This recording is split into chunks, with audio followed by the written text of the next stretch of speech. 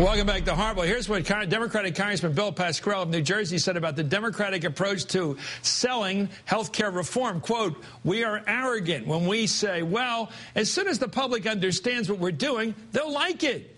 That is not only arrogant, it's BS. U.S. Congressman Pascrell joins us right now. Sir, do you want to reiterate in perhaps more illustrative language, perhaps prettier language? But you make your point, but do it again. What is it? Well, the point of the matter is that we made it too cumbersome. We're talking about many good ideas here, Chris. There's no question about it. We cannot continue to do what we're doing, whether we're talking about what goes on in our hospitals or what goes on in healthcare in general. We can't afford it, first of all. And second of all, it's not making us healthier. And I think that's the main thing. So we made too many things available in this particular piece of legislation, and it confused and created more anxiety. The American people have enough anxiety right now, and we probably made it too large. I still believe in health care reform, but this isn't the ticket. And as my buddy from New York, Tony Weiner, said, you're whistling past the cemetery if you think we're going to resurrect the same tool. Well, let me ask you about a simple question nobody ever asks on this show. Let's talk average people. I grew up in Northeast Philly, North Philly for a while. I know what average people mean. You represent an average group of people up there in northern New Jersey. Right. What do average people who have a job but are worried about losing it, what do average people want from health care right now they don't have? Or would they rather they had nothing? They want would they rather the president just stayed away from it? They want affordability, Chris, first of all, because those that have insurance see their premiums continue to rise. We have not guaranteed that those premiums really would cut them off and stop the increase. We haven't really guaranteed that we'd minimize the increase in those premiums because we weren't able to take on the insurance companies. They still maintain the exemption from the antitrust laws. There's only, as you know, two groups that do those, and the baseball players. Baseball. And I think that that's not acceptable to the American people, and it only falls into what you've talked about many, many times of how we perceive the big guys get away with things and the average guy doesn't. And the average guy simply doesn't want to get away with things, but he wants at least not make it more difficult for him to live day to day. Well, nobody wants to be a chump, and nobody wants to be working every day and coming home tired, barely able to watch television at night and wondering why they're working so hard when it seems like somebody's got some scam going, and some of them are politicians. So here's the question. Are we better off with nothing than what's on the table right now? No, I don't believe. Well, whether we're talking about the Senate bill, we're not going to pass the Senate bill. So we're better not off going to with go any place in the House. So we're better off without that.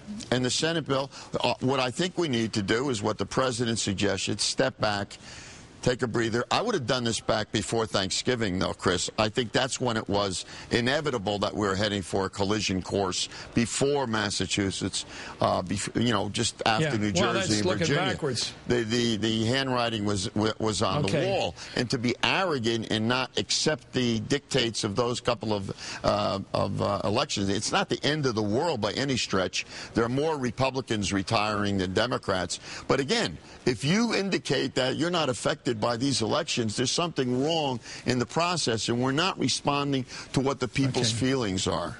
How come there's no deal making? I like deal making. Most people don't like the smell of it, but I love it. It's construction, to me, the smell of construction when you're having deals made. Why can't you find 20 or 30 Republicans, like Reagan was able to find 30 or 40 Democrats, and cut a deal on health care? Aren't there enough Republicans out there that want to do something about pre-existing conditions, about allowing people to take their insurance with them when they change jobs, the things that most middle-class people want?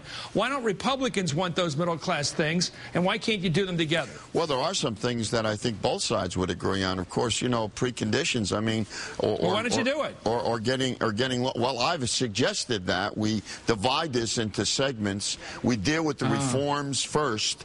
We deal with the antitrust second, and then we even deal with liabilities. Because there's no way to get around that problem. We got to address it.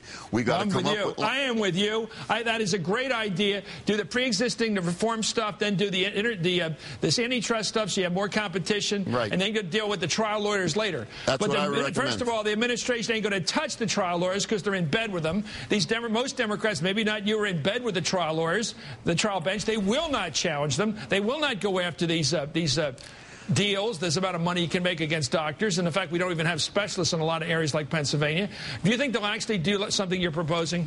Yes, and I think that liability issues are blown out of proportion by both sides of the argument. There is no question in my mind we need to deal with it if we're going to deal with health care reform. And second of all, the trial lawyers aren't all wrong, because in many of the states where they've had caps on these settlements, you know as well as I, there's been no freezing of the premium increase. Now, if you were to guarantee me that we're going to freeze premiums, I would absolutely go for liability reform right There's a great deal. Morning. Get the insurance companies to cut premiums if you agree to put caps on these deals, these findings by juries. Yes, and it's been trying. And part of the Texas reform, it has worked, but in no other state have they really frozen premiums in doing this, what you and I are talking about right give now. us some hope. Is there going to be some kind of reform this year that's agreeable to both sides? Will they do this piecemeal and do something on portability on pre-existing conditions to start with, that first chunk? Is it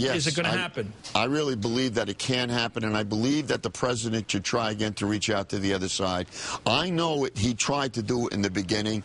Mr. Boehner, who's the leader of Republicans in the House, he chose the path of saying, nah, our party's not going to support any of this. And it really puts the pressure on anybody on the other side who wants to think of some good ideas. Republicans had great ideas. We had some bipartisan meetings, and I liked some of their ideas. I think it'd be a great nut cutter. Make the Republicans vote against a reform like pre-existing conditions. I'd like to see that. That would be great. The number two, how about going with them on getting rid of the antitrust, letting states, insurance companies compete across state lines, so you have real competition across why don't we make a deal between that and the liability situation? We can't have it all one way. Let's come up with language that we can both accept. I don't think that's so ridiculous. Well, why are we having this conversation here and they don't have it between John Boehner and Nancy Pelosi? Are parties still locked? Are they both locked into their interest groups where they can't cut deals anymore? Which is what politicians are supposed to do? And that's part of the problem, because when the president started off talking to some of the entities that are involved here, I think he sent a message, because we were trying to get away from that kind of thing. You like the deal making. I don't know if that's deal making or simply casting a die on what's going to happen in the future. There's a good side of it and there's a bad side of it. I don't think good came out of that, by the way. Well, if everybody likes the idea of a compromise across the aisles where you actually get something done instead of more talk about it on programs like this, I'm going to fight for U.S. Congressman Bill Pascrell, Pascrell, Pascrell. That's United States House of Representatives, Washington, D.C., 20515. You can't miss it. 20515. Actually, writing a letter would be kind of old school, but it would work. How about writing a letter to this congressman saying, let's get a compromise? Thank you, sir, and I appreciate you coming on Hardball tonight. Honored to be here, Up next...